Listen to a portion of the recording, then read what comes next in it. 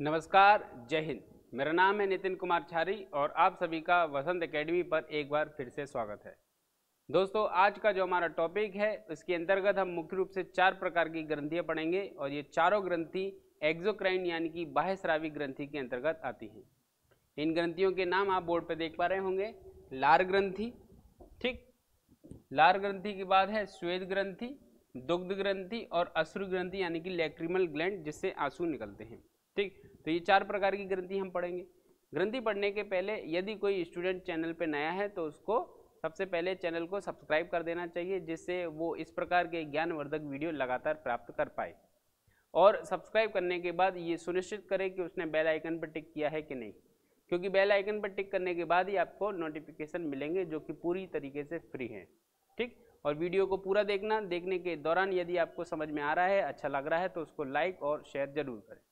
ठीक, तो वीडियो को शुरू करने के पहले एक बार और मैं बता दूं आपको कि कुछ दिनों से आपको लगातार वीडियो नहीं मिल पा रहे थे। वो इसलिए नहीं मिल पा रहे थे क्योंकि मैं इंटरव्यू पैनल में बैठने के कारण थोड़ा बिजी चल रहा था, जिससे क्या है कि मैं समय नहीं निकाल पा रहा था। अभी वर्तमान में MPPSC 2020 के इंटरव्यू चल रहे हैं, जिससे थोड़ा बिजी ना हो पाने के कारण आपके लिए वीडियो रिकॉर्ड नहीं हो पा रहे थे। बट अब मैं प्रॉपर समय निकाल कर आपके लिए एक एक वीडियो रोज रिकॉर्ड करूँगा, जिससे आपके परीक्षा की तैयारी में रुकावट उत्पन्न ना हो। ठीक, चलिए स्टार्ट करते हैं अपना लेक्चर। और लेक्चर के लिए सबसे पहले हम पढ़ने वाले हैं श्वेत ग्रंथि यानी कि लार ग्रंथि। सबसे पहला टॉपिक क्या है? लार ग्रंथि अर्थात सिलेवरी ग्लैंड। सिलेवरी ग्लैंड यानी कि लार ग्रंथि आपके मुखगुहा यानी कि बक्कल कैविटी के अंदर पाई जाती है।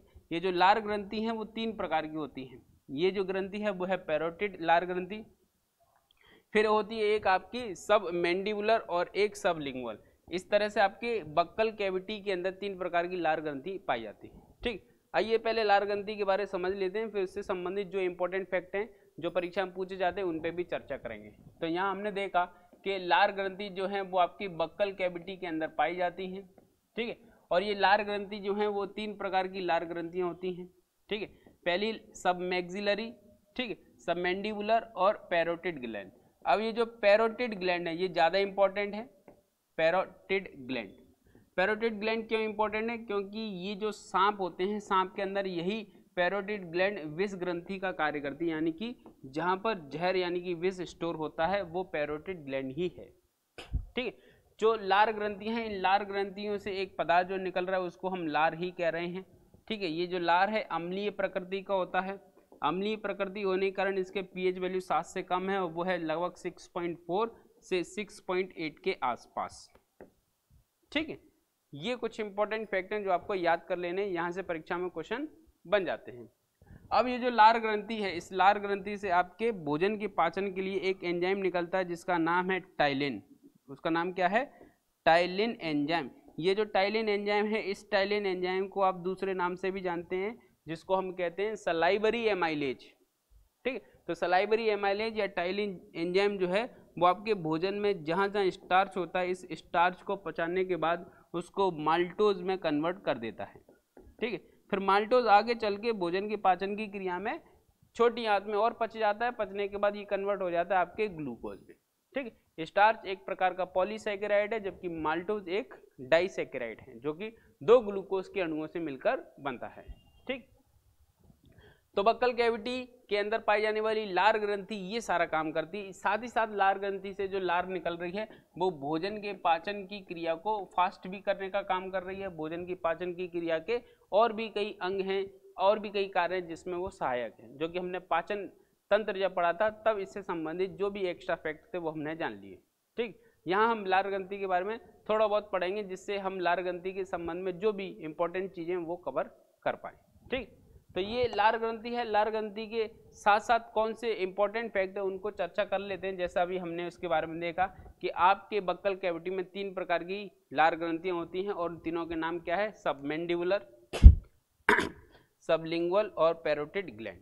ठीक, ये लार ग्रंथि जो है इनसे एक पदार्थ निकलता है जिसका pH वैल्यू 6.4 से 6.8 के आसपास होता है। तो ये हल्का अम्लीय प्रकृति का होता है जो भोजन के पाचन की क्रिया में मदद कर रहा है। ठीक है, तो ये दो फैक्ट इंपॉर्टेंट थे। साथ ही साथ इसका तीसरा फैक्ट क्या है कि लार ग्रंथि से निकलने वाली लार में एक एंजाइम होता है जिसे सलाइवरी एमाइलेज कहते हैं, जिसे हम आमतौर पर टाइलिन के नाम से जानते हैं।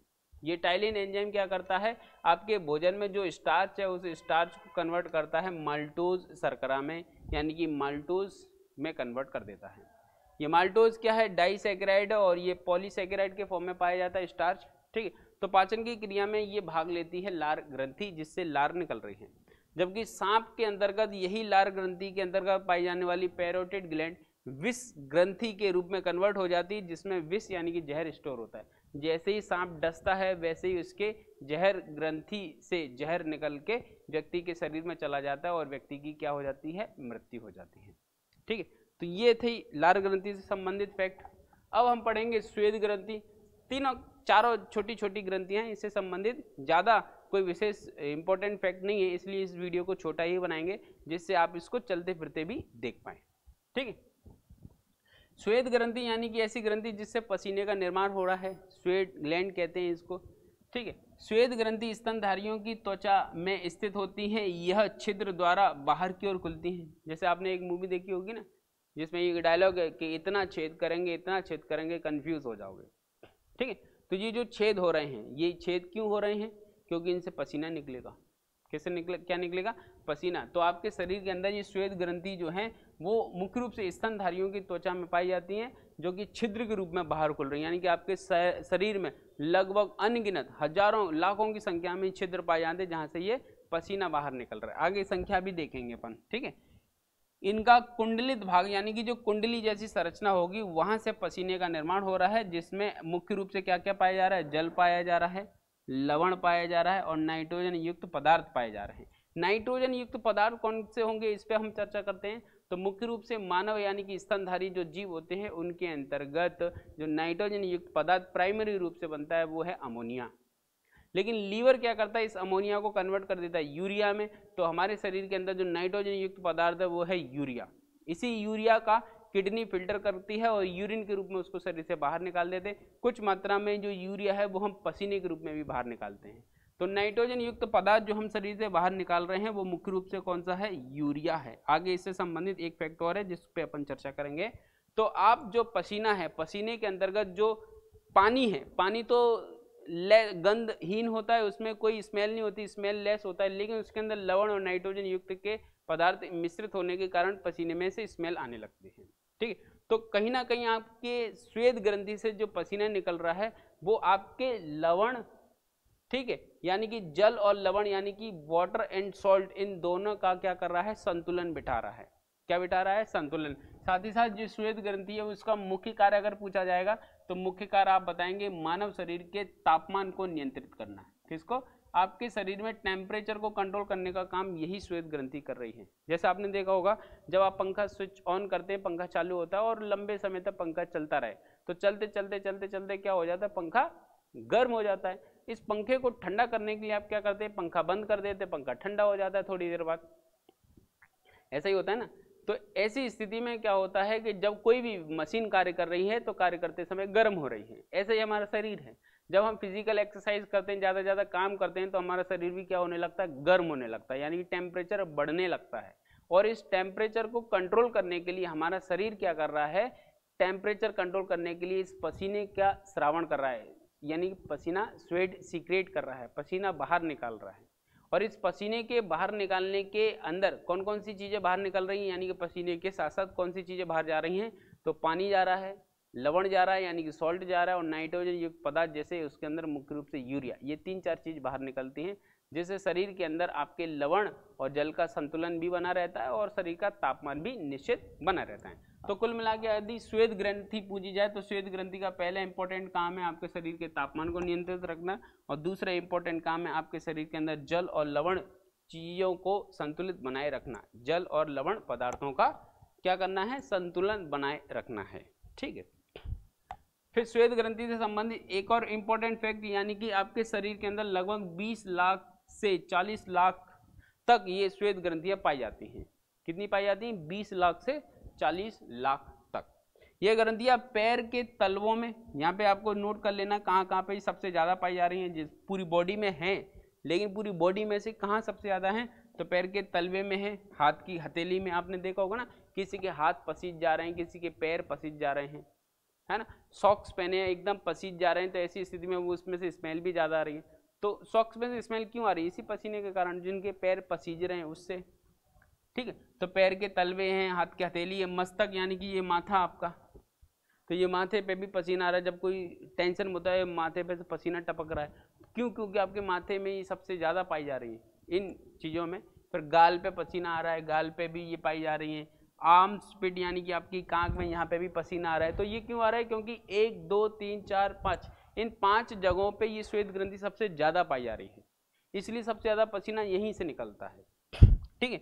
इसलिए सबसे ज़्यादा पसीना कहाँ से निकल रहा है, यहीं से निकल रहा है। पसीने में लगभग 99% मात्रा में क्या होता है, पानी होता है। फिर थोड़ी बहुत मात्रा में लवण भी होता है यानी कि सॉल्ट, ठीक है। और कुछ मात्रा में आपका यूरिया भी होता है। यूरिया वो नाइट्रोजन युक्त पदार्थ है जिसको हमारे शरीर की बिल्कुल भी आवश्यकता नहीं है, शरीर उसको बाहर निकाल देता है। लगभग 99% या 100% ही मान लें, यूरिया का फिल्टर हमारी किडनी कर रही है, कुछ मात्रा में थोड़ा बहुत बच जाता है तो हमारे पसीने के द्वारा भी शरीर से इसको बाहर निकाल दिया जाता है, ठीक है। पसीना गंधहीन, गंध रहित पानी होता है, यानी कि पसीने में कोई स्मेल नहीं आती। क्यों, क्योंकि पानी 99% है, ठीक है। फिर इसके अंदर जो स्मेल आ रही है वो कहीं ना कहीं किससे आ रही है, आपके यूरिया और कुल मिला के लवण, यानी इनकी मात्रा लगातार बढ़ती जाती है तो स्मेल ज़्यादा बढ़ती जाती है, ठीक। तो ये यहाँ पर अपनी 2 ग्रंथियाँ कंप्लीट हुई। कौन कौन सी ग्रंथि कंप्लीट हुई, एक तो आपकी हुई लार ग्रंथि, दूसरी श्वेत ग्रंथि। अब श्वेत ग्रंथि से संबंधित एक बीमारी होती है जिसे अपन कहते हैं अतिस्वेदलता, यानी कि इंग्लिश में कहते हैं हाइपरहाइड्रोसिस।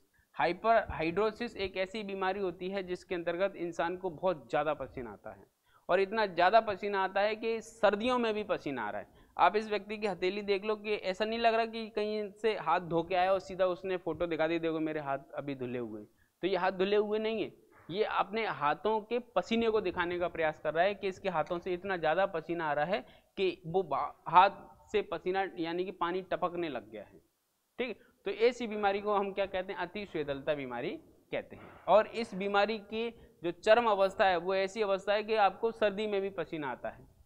तो ऐसी अवस्था में असामान्य रूप से अत्यधिक मात्रा में क्या आ रहा है, आपको पसीना आ रहा है। हाइपरहाइड्रोसिस बीमारी में हथेली और तलवे से बहुत ज़्यादा मात्रा में पसीना निकलता है।